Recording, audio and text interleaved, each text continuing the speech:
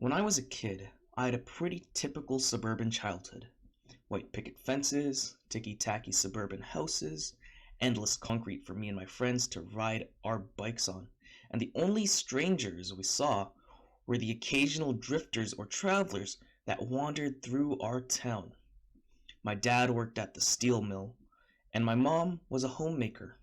I remember afternoons off from school filled with bike rides, trips to the arcade, Boy Scout meetings, and exploring Stokes Woods that lay just off the secluded neighborhoods we all live in. Stokes Woods was where my friends and I had so many firsts. It was our first bit of real freedom we had. We spent summer days exploring, making maps, and setting up camps that would be found again to our great amusement. It was our first brush with death, too, finding bird and animal carcasses on the trail. We poked them with sticks and oohed at the bugs that crawled out of them. We never guessed that one day we might share their fate. I was in the woods the first time I swore, yelling, "Damn it," as I skinned my knee when I was 8. I was in the woods the first time I saw a naked woman, the glossy pages of Terry's dad's Playboy gripped in my sweaty hands as we sat around the campfire when I was 11. It hosted my first camping trip there, and it was the first place I was allowed to camp alone. Well, with Terry and Reggie, but it was our first time out alone at night. It was also where we found a treehouse. The treehouse was a relic of kids gone by. It was set in a big old tree set into a clearing, a fire pit dug in its shadow, with a dumbwaiter to pull things up and a rope ladder to climb through a trap door. It had been built in pieces. There was a wall inside with the signatures of kids who'd added to it, complete with dates when they had completed them. When we came across it one afternoon, our 9-year-old eyes grew wide with wonder. We knew we had found something special. Over the next few weeks, we replaced the rope ladder, cleaned out the fire pit, and replaced the dumbwaiter rope. We painted it too, finding some paint at the junkyard and painting the faded treasure in a wash of purple and browns and gold. We added a bike rack, again with wood from the junkyard, and signed our names and dates to the wall when the project was done. The easy trip to and from the junkyard made me believe that the treehouse might have been constructed from things they found in the junkyard. We asked Old Man McKee, the caretaker, and he said that kid had been coming and going for years, taking stuff for a project in the woods. He was glad it had been put to such good use. We had been playing and camping using the treehouse for a couple of years when Terry suggested a Halloween sleepover. It's on a Friday. We can camp out in the treehouse, eat candy, and tell scary stories. I thought it sounded like a great idea, and my parents agreed. 3 kids alone in the woods may sound weird to some of you, but the town we lived in was very rural. Our town had a population of around 1,200, and crime was almost non-existent. Besides the odd traveler that sometimes blew through, you knew your neighbors very well. We had camped in the woods for the last 2 years, and the Boy Scouts had taught us all how to camp safely and not burn down the woods. That night, we all hit the streets as soon as the lamps came on. We set out pillowcases in hand and embarked on a sweet journey to collect the most candy. As we always did, we had a theme. We were all dressed as Avengers when we went out to trick or treat. I was Hawkeye, bow slung over my shoulder, homemade costume and cheap mask covering my eyes. Reggie was the Hulk, body painted green with absurd foam hands on his real ones, and a cheesy mask frozen into the eternal grimace. Terry was Captain America, his store-bought costume topped off by a trash can lid that he had painted a star on. We had moved from house to house, striking poses and delighting adults as they filled our pillowcases with candy. By the time the porch lights start going out, we had bulging sacks ready to burst from candy.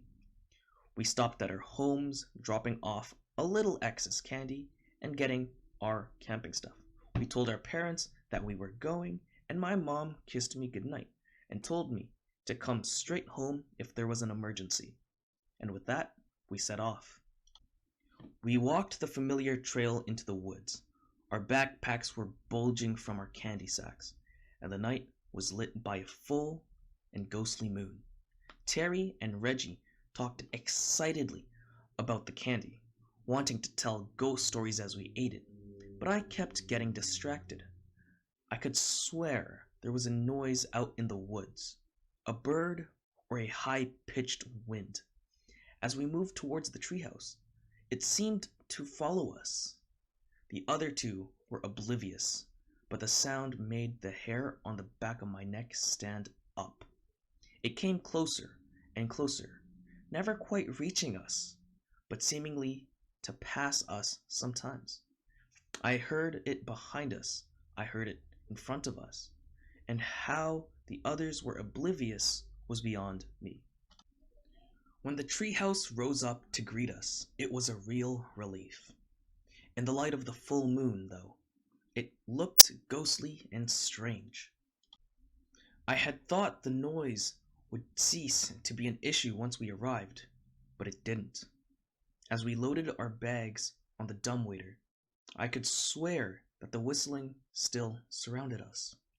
I rushed them a little, gaining some grumpy looks, but I wanted to be out of the woods and into the safety of the treehouse.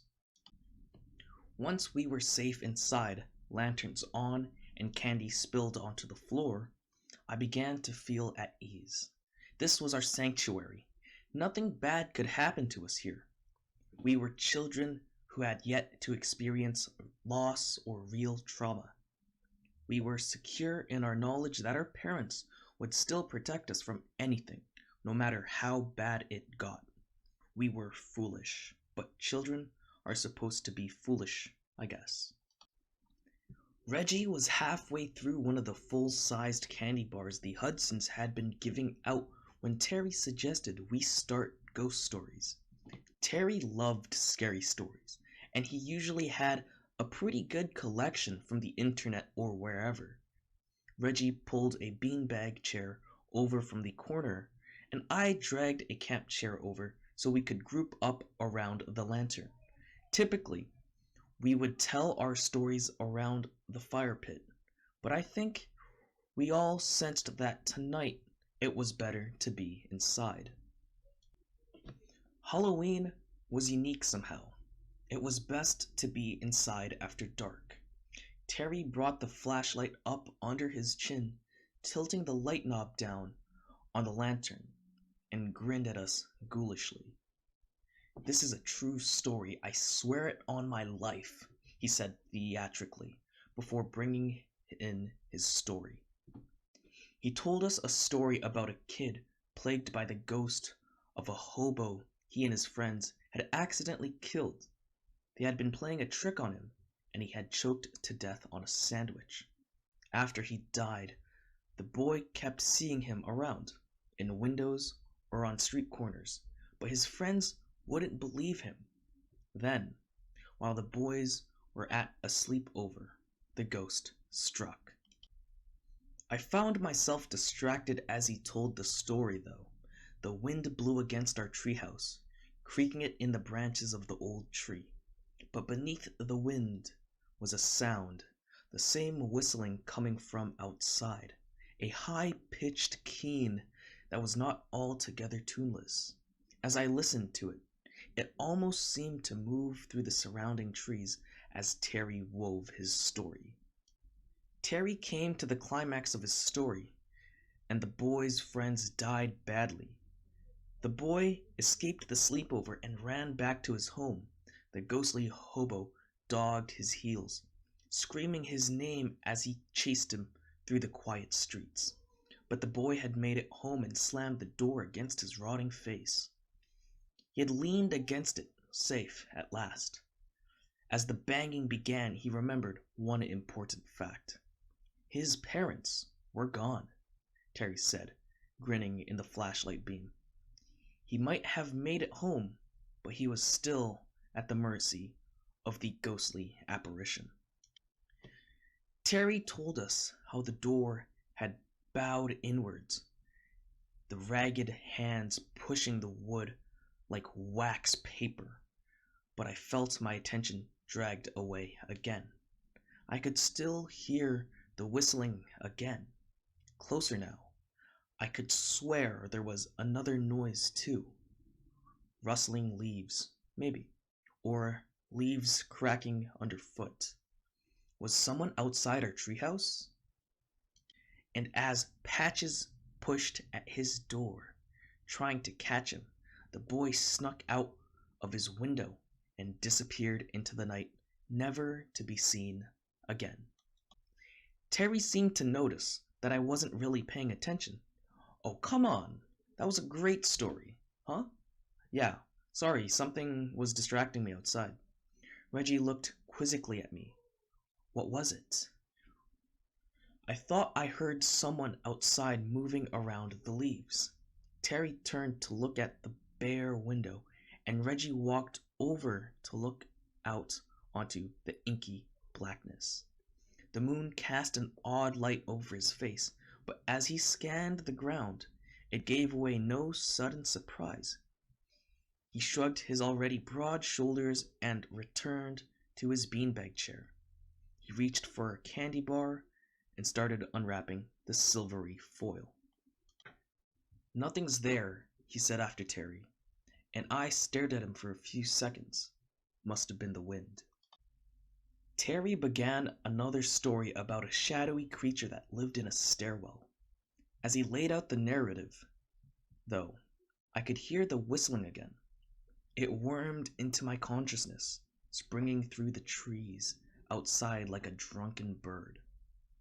I could hear the leaves crunching again, the wind making them rustle like skeletal wind chimes, and suddenly, I too wanted to go to the window and look into the night.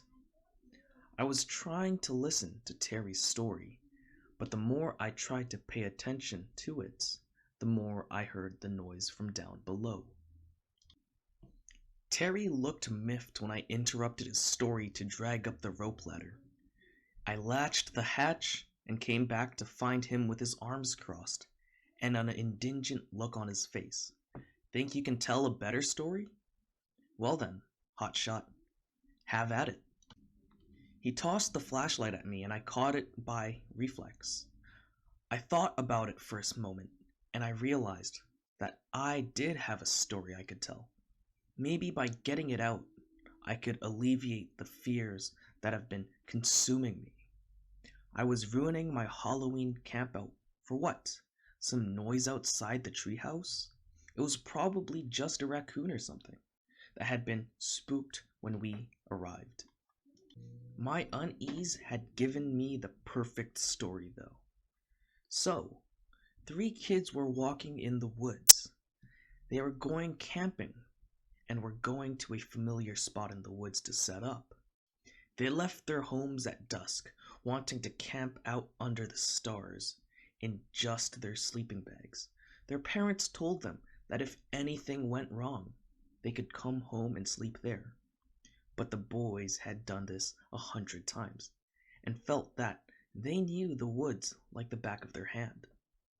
They felt like nothing in the woods could surprise them. They were wrong. Terry sneered, but he sat close to the lantern and listened nonetheless. Reggie opened another candy bar, the story drawing him in, as stories always did. Reggie didn't really seem to like scary things. He was kind of a scaredy cat, but he liked stories. He would sit and listen, getting more and more terrified, but always begged for another when you were done. They walked towards the determined campsite, talking animatedly about the s'mores they would make and the scary stories they would tell. One of them kept hearing something as they walked through. He heard the snap of a twig, the crunch of a leaf, and it made him wary. He told his friends, but they shrugged it off as nothing. It was late in the afternoon, the sun was setting, and the animals were coming out to forage. They were probably just hearing animals moving around in the dry leaves. The two of them went back to walking, talking between themselves, but the third kept listening, kept looking over his shoulder to see what lay behind him. Terry and Reggie were paying attention, Terry a little begrudgingly. Reggie's eyes were large and starry as he listened. As I told the story, I almost thought I could hear the leaves crackling outside. The wind in the trees rattled the dying year's foliage against the limbs, and a low whistling could again be heard outside. It was tuneless and wafting as it warbled across my sanity. I knew just what was stalking these kids through the wood as I began to spin their tale. He kept asking them to listen, telling them it was important, but they wouldn't listen to him. They kept walking, kept talking, and all the while, the crunching of leaves and the rustling of limbs followed them, getting closer and closer. The boy became afraid. The steps sounded large, but he couldn't see anything in the trees as they proceeded down the trail. One of the others finally yelled at him, telling him to stop being stupid and just enjoy the trip. There was nothing out there. No one but he could hear it. He was being stupid. He needed to relax. I paused for dramatic effect, seeing Terry roll his eyes at the description of the boy in the story. I paused the story for dramatic effect, seeing Terry roll his eyes at the description of the boy in the story. That's when they heard the whistling, and I imagined I could still hear the whistling outside the treehouse. It was getting closer and closer as I told the story. Was the story drawing it in? Was I calling it to the treehouse? But by now, though, I couldn't stop myself. The story needed to be told, and I had become a conduit for it. I would tell it to the end, even if the whistler came right up the tree after us. They all froze when they heard the whistling. This was no wind through the boughs of a tree. This was a tuneless, monotonous whistling that cut across the dying afternoon like a sickle through wheat. It was behind them, seemingly on the trail, and they could hear it getting closer and closer. They began to make their way towards the campsite, walking a little faster, but all three looked over their shoulders now. They were all made uneasy by the whistling, and they all wanted to put some distance between themselves and it. My friend sat forward, hanging on to every word, entranced by this new development. Outside, I imagined hearing the whistling coming from just outside the clearing. They didn't talk anymore, they didn't laugh, they didn't joke. They let their feet take them ever onward, but the whistling followed them. The friend who had insisted it was nothing said that maybe they should speed up a little bit. The campsite couldn't be far. Once they were there, they could take a side trail and get back to town. Or whatever it was would leave, and they could get back to their campout. The other two agreed, but all of them knew that the camp out was already cancelled. None of them would sleep here tonight, not willingly. They sped up, but the whistling followed them steadily. One of them said they should stop and confront the whistler. He must be a human. Who else or what else could whistle? The other two shot him down, though. The whistling was discordant, jangling against their nerves, sounding like nothing they had ever heard before. Both agreed that they didn't want to find out what whistled like that and kept moving. Something bumped into the bottom of the tree, but my audience didn't seem to notice. It wasn't a hard bump. It didn't shiver the whole tree. It felt more like an inquisitive tap, a gentle knock, someone trying to get your attention. I put it out of my mind, maybe the wind or something, and kept telling the story. They kept moving deeper and deeper into the woods, all the time being chased by the whistling. They broke into a run, the campsite still not coming into view, and still the whistling grew closer and louder. The whistling took on a life of its own, rising and falling as its chaotic tune became less and less discernible. The children put their hands over their ears, the noise scraping across their minds like a rusty scalpel. Their hands would not block out the whistling, though. They heard it inside their heads as it berated their senses, and when the first one tripped, the other two did not stop to help him. They didn't hear his screams, but they felt a change when the whistling thing got him. A night bird called out from the forest, but now the whistling was in my own head, and I only registered it as something different. I told the story frantically, hoping the whistling would stop in my head somehow. They dropped their packs and ran. They sprinted flat out, knowing that the trail must just be up ahead.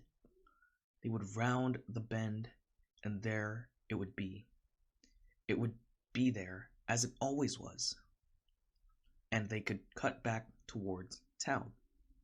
It never occurred to them that the creature could just cut through the forest after them. The trail to town had a talismanic effect on them. If they could make it there, if they could walk it, they would be safe. They ran, they wept, but the whistling followed them, on and on. Their feet crunched against the leaves and pine needles, sounding like gunfire as they hardly noticed over the eerie whistling in their heads. My two friends were leaning in close now, the lantern making their faces look like jack-o'-lanterns as their eyes begged for the climax. And still, that whistling assaulted me, threatened to drive me mad. If they noticed it, they gave no indication. When the second boy fell, the first never noticed. He ran and ran, trying to outdistance the whistling, trying to get it out of his head. And when his friend was found, the whistling again took on a different tone. The lone boy ran and ran, hoping to outdistance the crazed whistling, knowing that his fate would be the same as his friend's. Some say he runs to this very day. Some say the whistling got him in the end. No one knows for sure. I heard the whistling abate a little. It didn't leave, but it did lighten slightly. I felt like crying as I came to the end of my story. Maybe I would be allowed to live where the boy died. The search parties found their packs 2 days later. Animals having worried them to get the food, they found the campsite bare, no fire having been lit in weeks. Of the boys, they found no sign. No trace was ever found, not a scrap of clothing, not a footprint. They were never seen again, but the children in the area say that you can hear the whistling in the woods on a quiet night. On those nights, it's best to stay indoors. The whistling takes all who venture too close, and the whistling will haunt you for the rest of your life, however long that is. That was when the whistling stopped. It stopped so abruptly that I wondered if it was even there at all. For a 10-year-old to question his mental stability is a strange feeling, but at the moment I was glad it had passed me by. The other two shook off their rapture, looking as though they had been hypnotized. Terry blew out a long breath. Well, damn, that was a good story. I can't top that. And suddenly, I'm feeling kind of tired. Yeah, Reggie said dreamingly. Me too. I think we should go to bed. I would have argued with them most nights, but tonight I was just as drained as the rest. We laid out our sleeping bags, burrowed down, dropping off quickly without the usual talk that precedes it. I'd like to tell you that this is where the story ends. I wish I could, but that wouldn't be doing justice to the memory of my friends. I awoke in the wee hours of the morning when someone threw a pillow at me. It was not thrown playfully. It was thrown hard, angry, and directed at my face. I sat up, rubbing my cheek, and became aware of a keen whistling sound that had returned. It was louder than ever, and it chilled me to the bones. For God's sake, stop it, Terry yelled, staring daggers at me. Your story was good. We all said so, but trying to scare us with this stupid whistling isn't funny. I heard someone crying and looked over to see Reggie in the corner with his hands against his face. The whistling was loud and discordant, just as I had described it in my story, and it appeared that I wasn't the only one who could hear it now. Terry looked madder than I ever seen him, and Reggie was clearly terrified after the story I'd spun. It's not me, I swear, I told Terry. He glared at me for a few seconds before realizing that I was right. He had woken me up. How could I be the whistler? He moved to the window, and I joined him, trying to see the source of the whistling. Most nights, we would have seen nothing in the inky darkness, but under the light of the full moon, the yard was shadowy but visible. As we scanned the yard, we could see little. The fire pit below, the logs we sat on as we toasted our marshmallows, the wood pile we had tarped against the rain. I almost decided to go check the other window when Terry gasped like a stepped-on cat. I looked and I saw a man in a long coat step out of the tree line. He was dressed in a dark gray coat, long and flowing like a trench coat, and a tall cowboy hat making him look almost 7 feet tall as it poked for the skies. The toes of pointy boots poked from beneath the cloak, and I thought they looked battered and scuffed. Even from here, the wind seemed loath to touch him, but by the way he pulled the cloak around himself, you'd have thought he was freezing. I could see a pair of eyes reflect the moonlight as he looked up at us, and though he must be wearing glasses, of him we could see very little under the cloak, but he made me very uneasy. The whistling seems to be coming from beneath the cloak, and when it stopped, he began to speak, and I wished for the whistling again. His voice was raspy, pinched, croaksome, a dead man's pleading last words. I'm so cold, boys. Might I take shelter in your treehouse for the night? I shuddered, not knowing what to say. Somehow, Terry found his voice. Go away! Our mothers told us not to talk with strangers, and we don't know you. Please, boys. Kind boys. Didn't your mothers teach you hospitality? Let an old man come in out of the cold, he pleaded. No, Terry said, and moved away from the window, as though the man might somehow leap through the window. The man didn't yell, he didn't plead.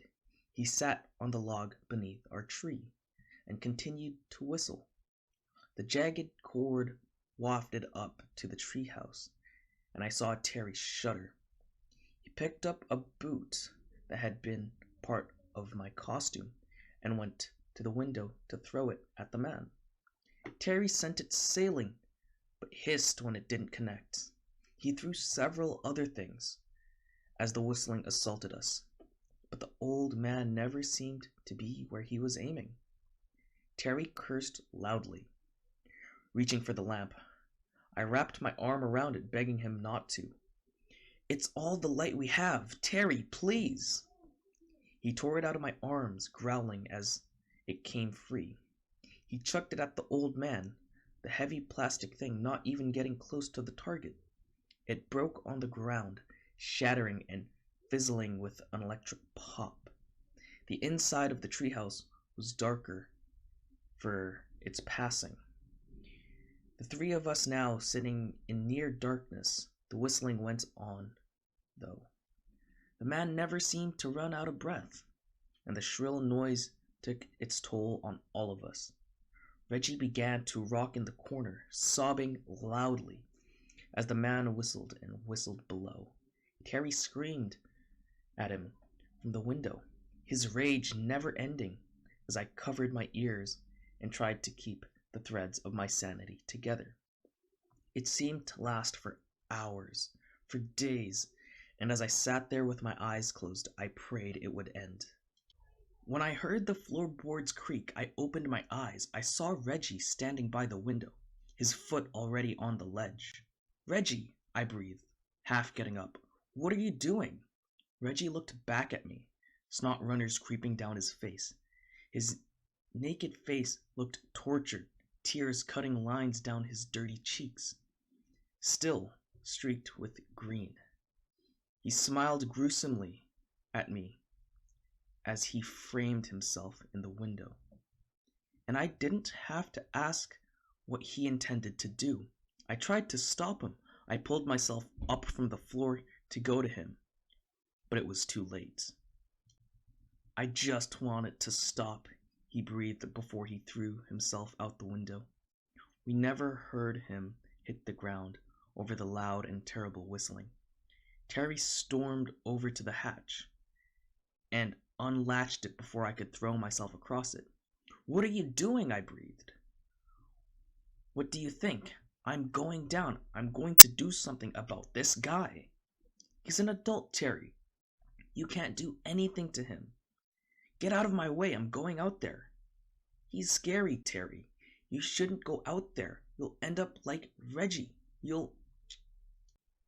Terry kicked me, sending waves of pain through my gut, and I rolled off the trap door. I heard him throw it open and toss the ladder down, descending it in shrieking rage as he made for the whistler. As scared as it had made Reggie, the whistling had made Terry a furious juggernaut. I drew myself up, my ribs hurting, and hobbled to the trap door. I looked down before closing it and gasped in horror against my throbbing chest. The man was at the bottom of the ladder, his face still hidden by the coat, his eyes glittering pwosom amidst the swirling dark void, and I could see thick, red fluid around the collar of the coat. He was 2 rungs up the ladder, temporarily frozen by my gaze, and I slammed the hatch and threw the lock a second before he slammed into it. I crawled away from the hatch, seeing it buck wildly and hearing it slammed into. He cursed and howled like an animal, wanting to get in, but stopped by the strong bolt some past child had installed on the sturdy hatch. Maybe they had installed it to keep him out, I thought. My fear overtopped me at some point, and as I watched the door jump in its frame, I must have passed out. When the banging woke me up, it was daylight, and I screamed loud enough to startle whoever had been banging. Sheriff Blask pushed the flap open, though, and I guess I'd get to live another day. He took me to the hospital. He took me to the waiting arms of my parents, who pulled me into their warm embrace and threatened to never let me go. I'd been missing for 2 days, they told me, and when the police had seen the state of our treehouse, they feared the worst. They never found any sign of Terry or Reggie. I told them what happened. I told them about the whistling man, Reggie's fall, and Terry charging from the treehouse to attack him. I told them about how I'd locked the trap door and passed out as I watched the man try to batter his way in. They took my statement, searched those woods with officers and dogs and every able-bodied set of legs in town, but never found anything. They took my statements, searched those woods with officers, dogs, and every able-bodied set of legs in town, but they never found anything. Not a scrap of blood, not a scrap of cloth. My friends were just gone. That was 8 years ago. I've seen that night in my dreams every night since. The event lives on in my memories. I often wake up screaming as the man tries to break the hatch open. In my dreams, I don't pass out. In my dreams, the hatch doesn't hold. In my dreams, I wake up as he wraps his hands around my throat and drags me towards the pitch-black maw he hides behind his coat. I haven't been back to the forest since that day, and I don't think I ever will. Lately, though, I've been hearing the whistling as I lie in bed at night. I look out the window, my backyard butting up to the woods, and see two small figures hovering on the outskirts. Sometimes the man in the coat is there too, but I know better than to tell my parents. They're gone when they get there, and I just end up looking crazy. I leave for college next week, and I've chosen one in the middle of a big city. I plan to attend it because the closest collection of more than 4 trees is 60 miles away from my dorm. I'm hoping that distance will stop these apparitions, but I don't know. I can hear the whistling now, even as I write this. I can hear my dead friends' soft calls as they entice me to come out and play. I can hear that whistling as it scrapes against my nerves yet again. I hear it, and I hope that I get to leave for college before it becomes too much to bear, before it calls me back to the treehouse once more. Thank you so much for listening to tonight's narration. You know, this is so far my longest video I've ever made. And yeah, if you can leave a like and subscribe, it's a free way to help support the channel and help it grow. So thank you so much for watching and have a good night.